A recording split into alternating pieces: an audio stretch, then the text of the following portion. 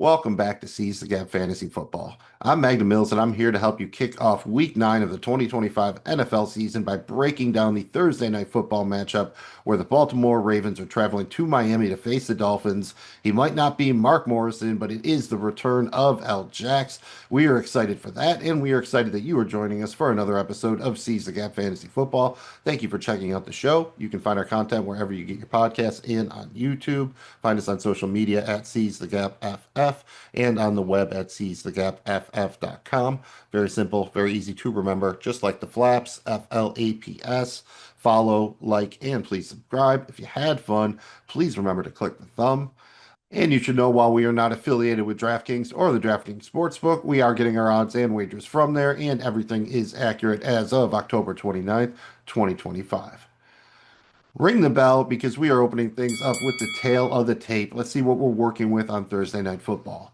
The 2-5 Baltimore Ravens are traveling to Miami to face the 2-6 Dolphins. The Ravens are 7.5-point road favorites, minus 440 on the money line. The Dolphins are 7.5-point home underdogs, plus 340 on the money line. Big game total in this one, 51.5 points. No real weather issues to worry about here. It looks like a nice night in Miami. No major injury concerns. Keep an eye on Ronnie Stanley, the left tackle for the Ravens, expected to play, but if he were out, that could impact the Ravens offense. On the Miami side of the ball, I expect most everybody to play.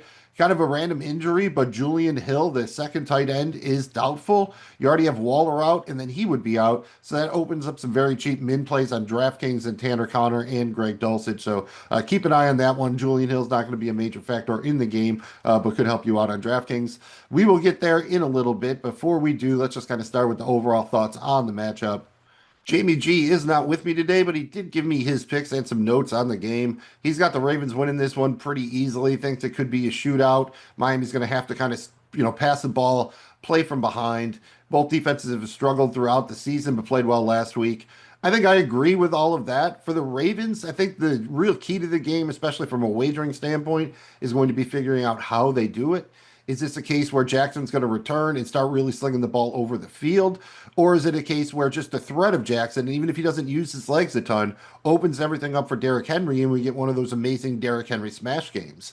We have seen some crazy stuff happen on Thursday Night Football, especially some kind of random shootouts. So I guess it isn't crazy that we're seeing the 51.5 game total here. Oddly enough, this feels like a spot where I could see it being under 40 in some kind of crazy, unexpected defensive battle or over 60 in a mega shootout. I suppose the books probably have it about right at the 51.5, but I'm still very interested in the number of ways that this game could ultimately go. You do wonder if Lamar Jackson is 100% healthy. You had the injury list shenanigans last week. He's fully practiced this week, says he's fully healthy. I'm curious as to how much he will use his legs, at least on the designed runs. The offense was definitely sporadic last time we saw him against the Kansas City Chiefs, so I'm curious who steps up for them. Will it be a return to form for Mark Andrews, maybe, at least in the end zone? Do they finally use Isaiah Likely for something? Can Rashad Bateman get it going? Yeah, I think we can trust in Zay Flowers, but outside of that, yeah, I think it's really tough to pick and choose where you're going to get your exposure to this Ravens offense. On the Miami side of the ball, at least it's pretty simple in that, especially in fantasy, you go ahead, you ride Achane, you ride Jalen Waddle. It looks like they're working Ollie Gordon in there. You have Malik Washington popping a little bit, but there's not nearly as many secondary options on that side of the ball, so it's a little bit easier to figure out, especially if Miami falls behind. Then it is pretty simple. It is going to be Tua dropping back, really heavily looking for Waddle, and Achane doing more of his damage in the passing game than with his legs on the ground in the rushing game. So I think it'll work out to be an interesting game. I am curious if Miami can really stick to this two-man attack we saw last week with Ollie Gordon II. There's also a chance they elect to work Jalen Wright in a little bit more. Probably would only be relevant on DraftKings and in Dynasty leagues. I would anticipate if they do so, it's because they're trying to create a trade market for him. There is a little bit of interest for running backs around the league. I don't think he would bring them back a ton. Maybe one of those deals where they trade him in a sixth for a fifth or something of that nature. But they seem to be happy with Ollie Gordon as the RB2. So they can find running backs and diamonds in the rough here. They have Jeff Wilson still. So it wouldn't shock me at all if they gave Jalen Wright just a little bit of work here. So if they do, don't panic if you're an Ollie Gordon owner or something like that. I think it's just them hopefully trying to create a little bit of a market here, a little bit of demand in case they opt to try to move him before the deadline. I'm curious if the Dolphins secondary can hold up here. Still very banged up. They played better against the Falcons, but again, that was an aging Kirk Cousins without Drake London. So I don't know how much of a test that really was. I expect Lamar Jackson will be a much more difficult test, and they're at least going to need to pass this one to have a chance to win the game. I think the secondaries probably need to pass with flying colors if the Dolphins want to have a chance here. I think it's really the defense that probably has to step up more so than the offense. If the defense can hold the Ravens under 24 points, I think they've done their job. If the Dolphins offense can exceed that, that should be enough to win. You get 27 to 24, and there's your 51 points. So, I'm not telling you to bet an exact game total. That seems like it could be perfectly feasible for both sides, to be honest with you. Vulture Man! And we each have offered a Vulture Man a creeper touchdown score for the game. I'll go first. I mentioned the Dolphins might be without their top two tight ends, so why not Greg Dulcich? It's been a minute. He was kind of a hot player when he premiered for the Broncos back a couple of years ago. Has not done much since, but I do remember watching him in a couple preseason games. Looked pretty good. I believe he was on the Giants. I was kind of surprised he didn't make the final rooster there. So Greg Dulcich is my Vulture Man here, plus 1,000 to score a touchdown, according to the DraftKings Sportsbook. Jamie G has a similar line of thought here. He said he's just going to go to the Ravens side and go with their third tight end. Charlie Kohler, he is plus 800. So he got a couple of random looks throughout the year. It feels like he scores, 2, 3 touchdowns every year at plus 800. You could do worse, something to throw 10, 20 bucks on and hope to turn a quick little profit here and make your Thursday night football viewing experience just a little bit more enjoyable.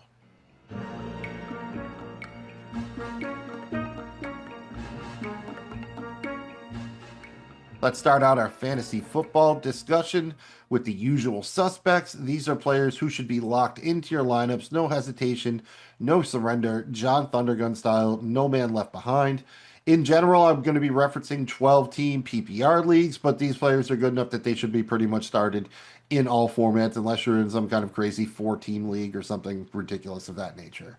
For the Baltimore Ravens, you're obviously starting Lamar Jackson, Derrick Henry, and Zay Flowers. For the Dolphins, you're locking in Devin Achane and Jalen Waddle. It really not too much to overthink there. Those are literally the usual suspects. As far as streaming options, I don't know if I'm going to dig incredibly deep on either side. I don't know if I want to dip into the Keaton Mitchells, the Justice Hills, the Ollie Gordons of the world, the Batemans, the Malik Washingtons. I will say I think you can stream the Baltimore Ravens DST if you are in need. I like picking them up here because they have a strong closing schedule. If they can get the league, we've seen Tua be one of the worst in the league in terms of turning the ball over with the interceptions. So if they can get up by a touchdown or two, put a little bit of pressure on Tua, I can see them generating a couple turnovers, wind up being a good play here, and then a good play for you down the stretch. Shouldn't cost you too much, so I do like the Ravens DST as a streamer this week. And I don't mind starting Tua in 2 quarterback superflex leagues. It's a little bit thin this week with 4 teams on bye and some of the injuries. The Ravens have been gotten to. I know the defense looked better against the Bears last week, but Tua did throw 4 touchdowns against the Falcons, who had previously been a pretty strong defense against the pass, especially at home in Atlanta. There's a lot of downside here. He's a true Bob, boom, or bust play. But again, a 2 quarterback super flex, I don't mind taking a chance on to, if you have him on your roster as your second quarterback, there's a good chance this week you probably don't have a better third option. Let's move on to a couple of start sit calls. Jamie G sent me his picks for these. We had a bunch that we agreed on, a couple that we didn't. Again, assuming you are in, unless otherwise noted, a 12-team PPR league. Starting with where we agreed. First, we had Tua on Thursday Night Football at home against the Ravens, or Old Man Rodgers at home against the Colts. Both going with Rodgers here. You can actually throw on the Colts. The secondary has been fairly weak throughout the season, and they've struggled with injuries there. Wouldn't surprise me at all to see them make a trade. Rodgers should be forced to throw the ball. Solid floor here. Call it 250 and 2 touchdowns. Tua might have a little bit more upside if this turns into a big shootout, but his floor is also incredibly lower. So I think that was our line of thinking on that one. And then if you had to dumpster dive at running back on Thursday Night Football and choose between Justice Hill of the Ravens and Ollie Gordon II of the Dolphins, both of us would go with Ollie Gordon II. There is the slight risk of the Dolphins working in Jalen Wright a little bit, but it does seem apparent that the Ravens are going to try to make Keaton Mitchell a thing again. And that means Hill will probably only be out there when the Ravens are trailing and in obvious passing situations. That's just not enough there for me. I'd rather take the chance on Gordon getting 8 to 10 touches again and possibly finding the end zone. And then we had the matchup of the secondary receivers for both teams, Rashad Bateman for the Ravens or Malik Washington for the Dolphins. Jamie G and I are both going with Rashad Bateman here. Pretty easy. I know Malik Washington has been better the last couple of weeks, maybe a little bit less competition there, but Bateman seems to have more big play ability, higher touchdown upside, and we expect the Ravens to score more points, so not really a surprise that we're going with Bateman. And then in a matchup of the older tight ends, would you rather play Mark Andrews at the Dolphins or Zach Ertz versus the Seahawks at home? Jaden Daniels expected to be back at quarterback, both going with Ertz. He has shown both the higher floor and higher ceiling than Andrews throughout the season. Andrews could spike for a two-touchdown game. Other than that, I really think Ertz is the play here, and there's no way to know if you're going to get that two-touchdown game. Of course, it could be time for Charlie Kohler to find the end zone once again. And then we had Mark Andrews or the Hawk, TJ Hawkinson. Vikings are traveling to Detroit with JJ McCarthy under center. Based on that last part of the statement, JJ McCarthy under center. Jamie G and I are both going with Mark Andrews in that case. Hawkinson has not been that awesome, honestly, this year. He's been very pedestrian, to be perfectly honest with you. It's just that the tight end situation has been a mess. McCarthy coming in, revenge game, sure, but you're basically banking on him being the outlet for McCarthy and just catching a bunch of dump offs. I think we'd rather take the chance on Andrews having that multiple touchdown game. And then in a matchup of the defense special teams units, would you rather start Baltimore at Miami or Jacksonville at the Raiders? We're both going with Jacksonville here. Baltimore is the higher ceiling unit, but we've seen Jacksonville be very useful as a DST this season. The Raiders have not done much on offense. We're not quite sure if Brock Bowers and Jacoby Myers will be back. Either way, it's hard to really see the Raiders getting a lot going that way, so could do a lot worse than the Jaguars DST coming off the bye. And then we had the Baltimore DST or the Colts DST traveling to Pittsburgh to face the Steelers. Both going with Baltimore here. There is a chance both games shoot out, but given our druthers, we would rather go against Tua Tagovailoa than Aaron Rodgers at this point. Crazy thing to say, but that's where we are at this point of the 2025 season. We did have three that we disagreed on. Jamie G would rather go with Tua over CJ Stroud. I would rather take Stroud despite the tough matchup at home against Denver. That offense seems to have taken a step forward. Should get Nico Collins back. Some of those rookies are really starting to make some noise for the Texans. And the Broncos will be without Patrick Surtain. They're traveling here. We saw the Giants put some real points on them 2 weeks ago at home. I think that they can get enough done here. I'm very pleased with Stroud over the last couple of weeks, so I would rather take the chance on him over Tua, although I would admit that Tua has the higher ceiling here, as evidenced by his 4 touchdown passes last week. And then we had the matchup between Mark Andrews and Evan Ingram at Houston. Once again, another Broncos player. And in this case, I am actually going with Mark Andrews. Jamie G is going with Evan Ingram. I think this is just a case where Jamie G is still on the Evan Ingram train. I have kind of jumped off here. He's always been a guy that was very volume dependent. He's not getting the volume. He's not getting the end zone looks without that. You're basically hoping for, 5 for 50 in a tight end premium league, that gets you 12 and a half, 15 points and call it a day. At least Andrews has more touchdown upside. So that's what I'm banking on here in a better matchup. And then we had the kicker matchup, Tyler Loop of the Ravens in Miami or Chris Boswell. Nobody beats the Boz versus the Colts. Again, surprising. I went with Loop. Jamie G went with Boswell. That's almost entirely because I think that the Steelers are going to need to score touchdowns in that game against the Colts. So there will not be as many opportunities for the Boz. Whereas I could see the Ravens getting up early and then being content to kick some field goals. Looks like nice conditions in Miami. So I'm going to go with Tyler Loop. Jamie G's going to go with Chris Boswell. Kickers are people too. Hopefully we helped you out a little bit here with these start sit folks.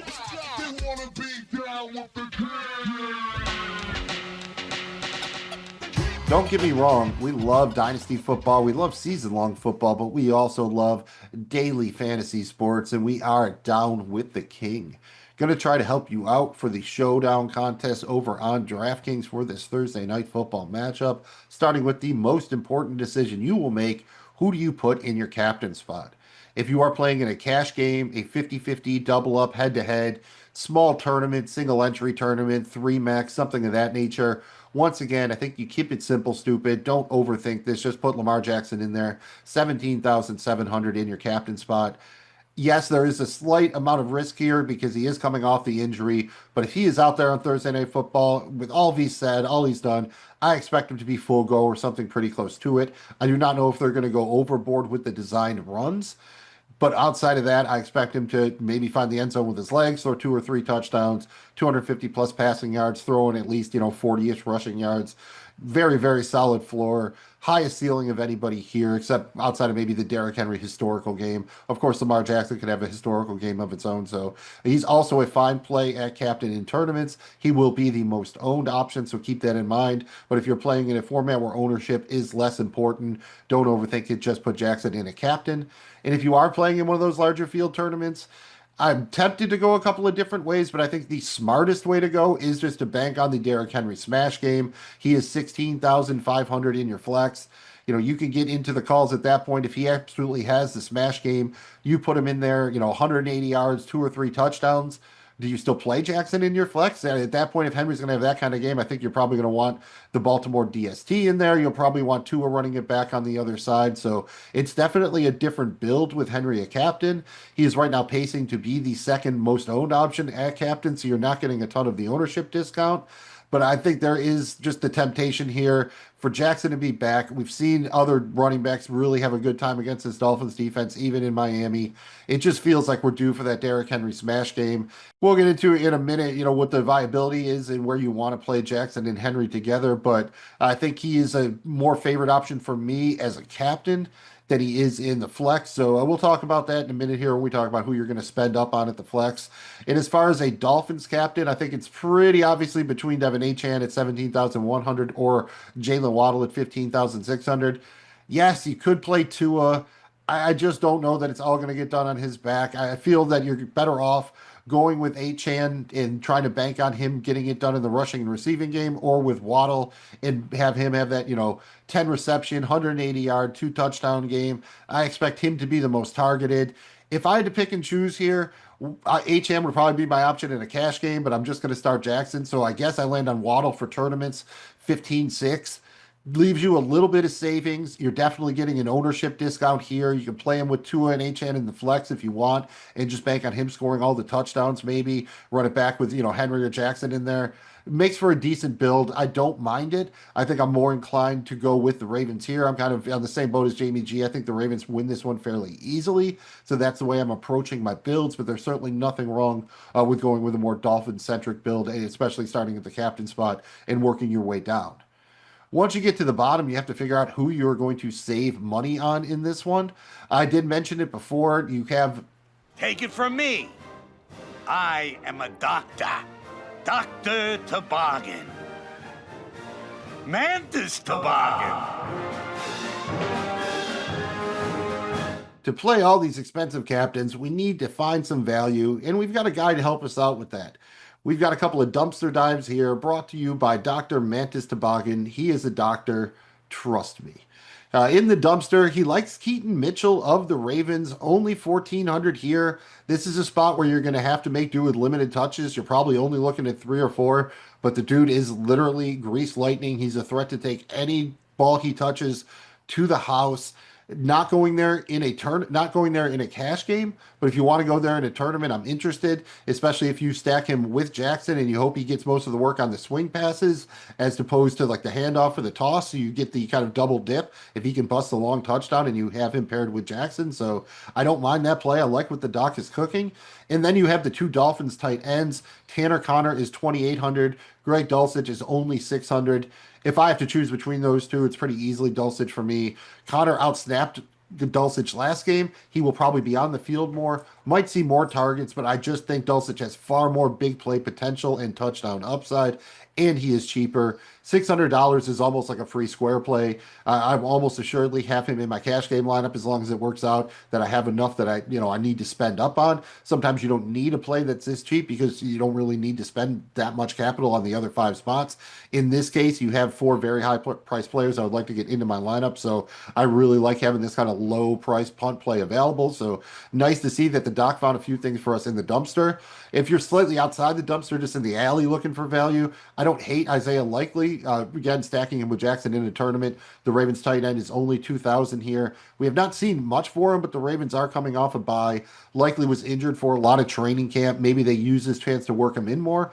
Also, a chance the Ravens could move Mark Andrews, which would portend for a larger role for Likely going forward. So maybe they worked him in a bit more over the bye week in anticipation of that. Again, not going there in a cash game, but if you're looking for a cheaper option to stack with Lamar Jackson, I think he could be a guy for you. The Ravens DST is only 4K flat. Love them this week. There is a little bit of downside here if this does turn into a proper shootout. Even in that case, would it really surprise you if late in the game Tua throws a pick to the house or something like that? Like the Ravens defense here at 4K. And then how about old man Andrews? $5,000 in your flex. Pretty much banking on touchdowns at this point. Not a lot of that big play potential left in the tank for Andrews, so he really gets it done with volume. 4 for 40 isn't really going to do it at 5K. Throwing a touchdown, it does. Throwing 2 touchdowns, it absolutely does. So I think he is pretty touchdown dependent, and I don't know that I would play him unless I am playing him with Jackson. And then if you were going to go between the Dolphins secondary players, Ollie Gordon, the running back, is 4,400. Malik Washington, their second wide receiver, 4,800. I guess I would probably go with Washington unless you're going to go with a build where you think the Dolphins win and you're going to play the Dolphins DST and both running backs and think that they, maybe get 30, 35 rushing attempts between the two, something of that nature. Otherwise, I think you have to play Washington and just bank on the fact that the Dolphins are going to be playing from behind. They're going to have to air it out, 35, 40 times, and maybe he gets, 5, 6 catches, breaks off a big one, finds the end zone, something like that. That would certainly get it done at 4,800. And you got to spend that savings somewhere besides the captain spot. I will say, if you are not playing them at captain, you should strongly consider Lamar Jackson at 11.8 and Derrick Henry at 11K flat in your flex. There are scenarios where you could play them both in your flex, but I don't think I'm going to get to very many of them. In a cash game, I'm fine with playing Jackson at captain and Henry in the flex and just basically banking on them scoring all of the Ravens touchdowns. In a tournament, I would consider playing one and not the other quite a bit more and just banking on the leverage play. Either it winds up being Jackson getting most of the work for the Ravens, or it winds up just being a Derrick Henry smash day. So just something to think about there when you try to plug them both into your lineups. It's not something you have to do. It's definitely somewhat format specific. And then you have the Dolphins spend up guys. Achane is 11.4. Waddle is 10,400. Tough to pick and choose between the two. In a cash game scenario, I would probably go with Achane here just because he has the best all around mix, I think, of floor, ceiling, and touchdown upside. Waddle is not far behind him, but we have seen him struggle a little bit in tougher matchups. Not quite sure how the Ravens are going to choose to approach him, but there is a non-zero chance that they decide that they're just going to take Waddle out of the passing game and force Tua to beat them with anybody else. If that's the case, it makes Waddle a little bit thinner of a play. So Achane is probably my preference in cash games, Waddle in tournaments, although I do like them both here. And then you have Zay Flowers at 9,400, who has quietly just been Mr. Consistency this season for the most part, despite the troubles with the Ravens at the quarterback position and the injury to Jackson. I don't mind Flowers in all formats here. He's got a decent floor, decent upside. I will say in a cash game, if you are playing Jackson and Henry, there's almost no way you can get to him. So just keep that in mind. At that point, you're probably dropping down to the Ravens tight ends or possibly Bateman, Hopkins, someone in that territory if you're looking for a secondary stacking option with Jackson. I have no problem with Zay Flowers. I just don't know that I'm going to get to him as much as I probably should here. Maybe there's a 2 touchdown, 100-yard game, and I'm just going to be hanging my head, but glad that I started him in my Dynasty and Fantasy League. So very, very interesting player. I feel that he's going to get overlooked in a lot of builds, so make sure you're keeping him in mind. Maybe that makes him a slightly better tournament play because he is flying under the radar a bit. He's priced kind of awkwardly for the cash game build unless you're going to forego playing Derrick Henry. So again, just you got to be very cognizant of these things when you're building your lineup. It's all a series of, choose your own adventures, like the old book. Everything's a fork in the road, and just, this fork left, right, and all of a sudden, you're miles from where you started just a couple of decisions ago. And it feels like Zay Flowers is one of those guys, everybody's going to zig, and if you zag to him, maybe there's some benefit to that.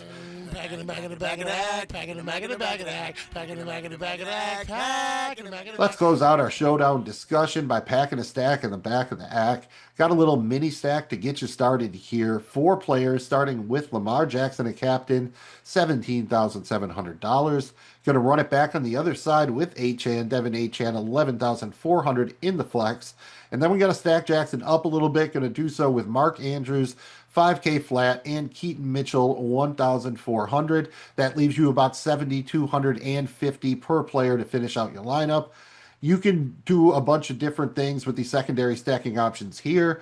You could go with Waddle as opposed to Achane. You can even try to work Tua in there. A lot of different ways you can go, but I think this is a good example of a tournament build. featuring Jackson. You could also use this as a cash game build, although I'd be a little bit hesitant to play these to go this way with the stacking options in that format. So I consider this more of the tournament build. Could have built one with Henry, but we talked about Jackson a lot here. He's going to be the most popular captain, so I thought it would be the most constructive to see what a little mini stack looks like with Jackson at captain. And it's just a nice little guy, so it fits very, very nicely into the back of our rack.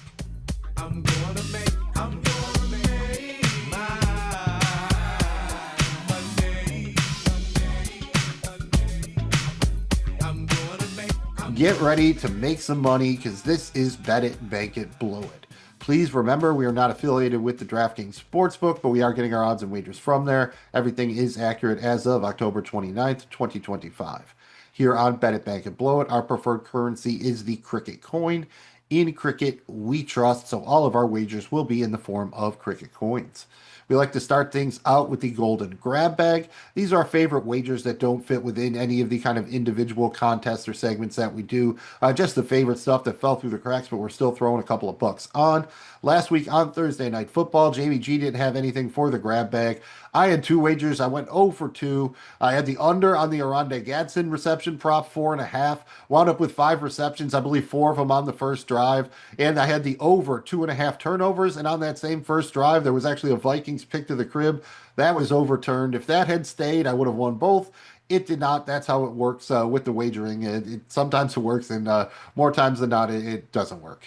So I was down 200 cricket coins on the Thursday Night Football slate. Overall on Thursday night for the grab bag, Jamie G and I are both slightly down. He's down about 134 coins. I'm down about 164, so we're down about 298 as a group.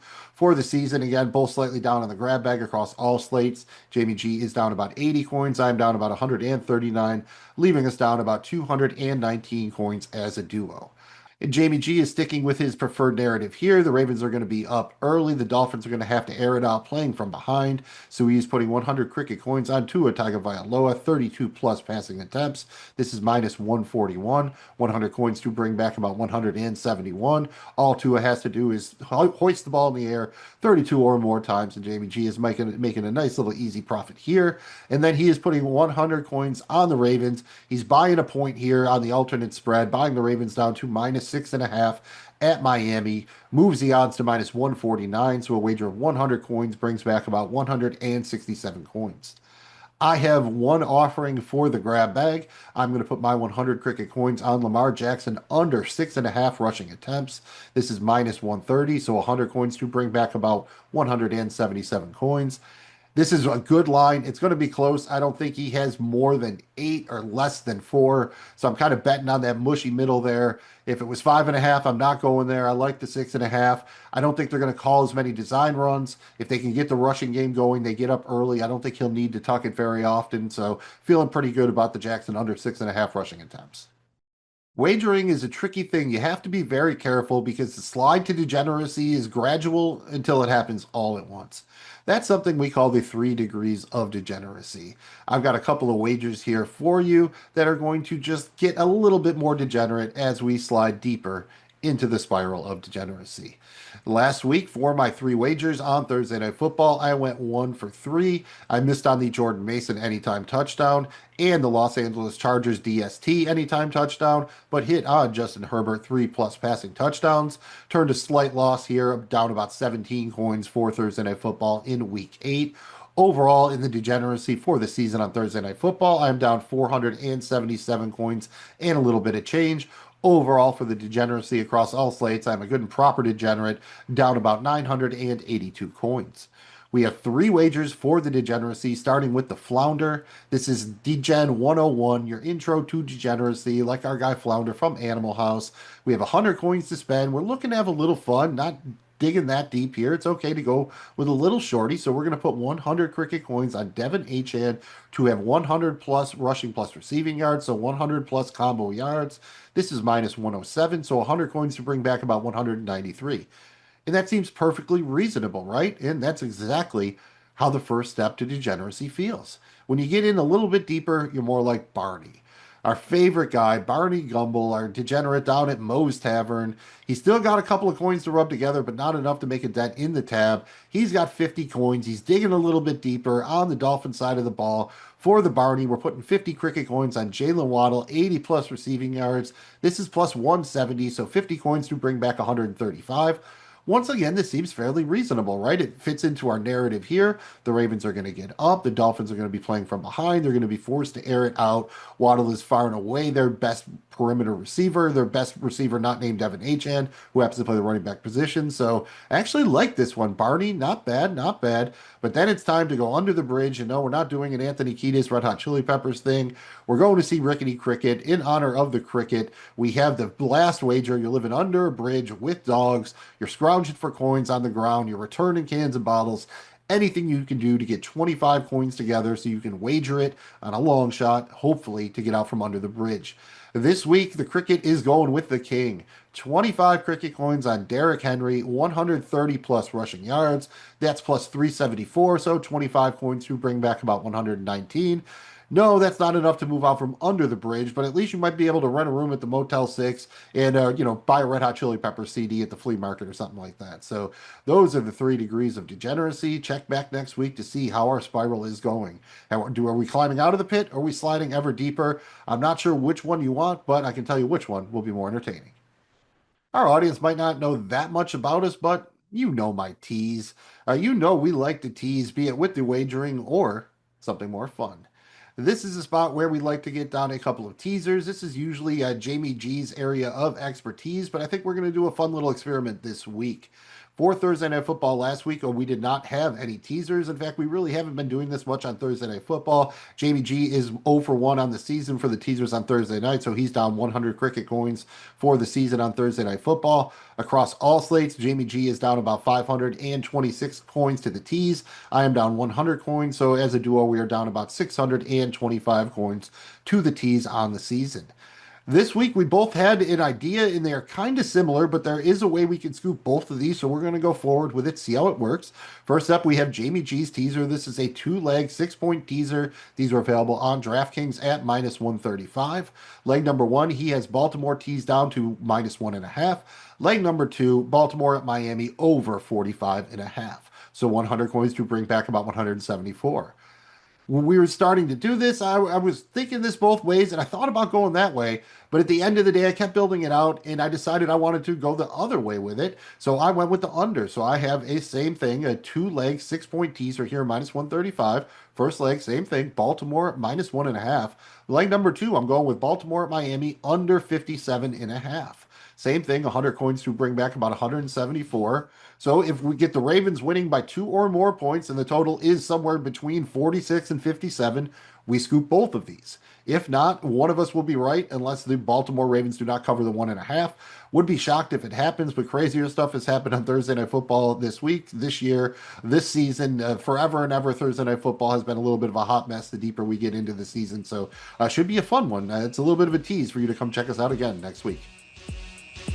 Y'all gonna make me lose my mind. Up in here, up in here. If you know of a good party, don't tease me, just lay it on me. Because we're laying our party on you. This is the Parlay Partay. It is a fantastic party, but the cost of admission is a parlay.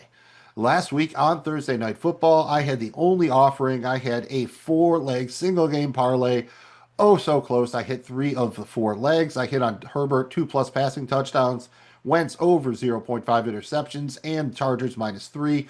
Just missed on the 44.5 thanks to a late garbage time score. Thanks for nothing. So I took a loss of 100 cricket coins to the Parlay Partay on Thursday Night Football in Week 8. Overall for the season, in the party on Thursday Night Football, Jamie G is up 450 coins. I'm down 100 coins. Our collaborative parlays are down 200 coins. So we are up 150 cricket coins on the season for the Parlay Partay on Thursday Night Football. For the Partay across all slates on the season, Jamie G is up 403 coins. I am up 420 coins. Collaboratively, we are down 400 coins, putting us up 423 coins.